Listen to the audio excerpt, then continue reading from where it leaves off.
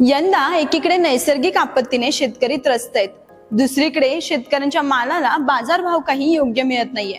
पण तूर हरभऱ्याने मात्र यंदा शेतकऱ्यांना तारलंय। यंदा समाधानकारक असा दर हा शेतकऱ्यांच्या हरभऱ्याला मिळत आहे, पण सरकारही दर कमी करण्यासाठी भरपूर प्रयत्न करत आहे। नेमकं सरकार काय काय प्रयत्न करतंय?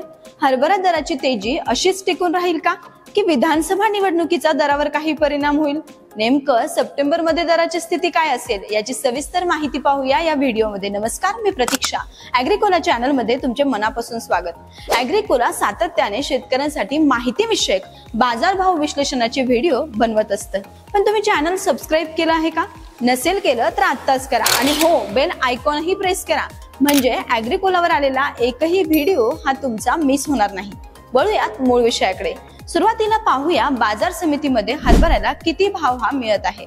शेतकऱ्यांच्या यंदा हरभऱ्याला चांगला दर मिळतो आहे।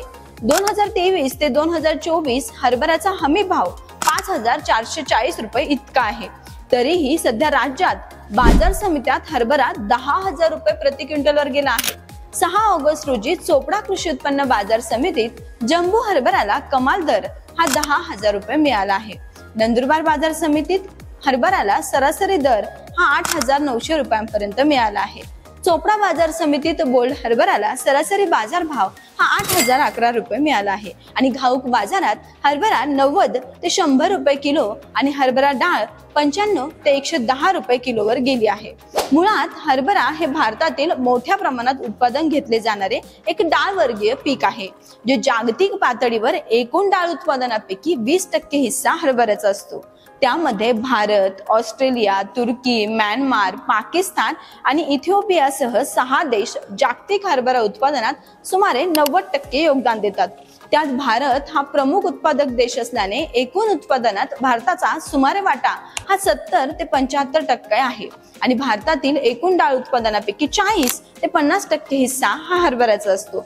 आता तुम्ही म्हणताल की इतका हिस्सा असताना देखील हरभरा भाव वाढण्याचे कारण काय? तर हरभरा दर वाढण्याचे मूळ कारण म्हणजे हरभरा उत्पादनात आलेली घट। केंद्रीय कृषी मंत्रालयाने जाहीर केलेल्या आकडेवारीनुसार 2023 ते 24 मध्ये देशात 101.92 लाख हेक्टरवर हरभऱ्याची पेरणी झाली होती। त्यातून 121.61 लाख टन हरभरा उत्पादन होण्याचा केंद्र सरकारला अंदाज होता, पण देशातील कडधान्य व्यापारी यंदा देशात जेमतेम 80 लाख टन हरभरा उत्पादन झाल्याचं सांगतायत। सन 2022 ते 23 मध्ये 104.71 लाख हेक्टरवर हरभऱ्याची पेरणी होऊन 122.67 लाख टन हरभरा उत्पादित झाला होता। देशाला एका वर्षाला 100 लाख टन हरभरा आणि हरभरा डाळीची गरज असते, त्यामुळे देशात हरभरा व डाळीच्या टंचाईची स्थिती निर्माण झाली आहे।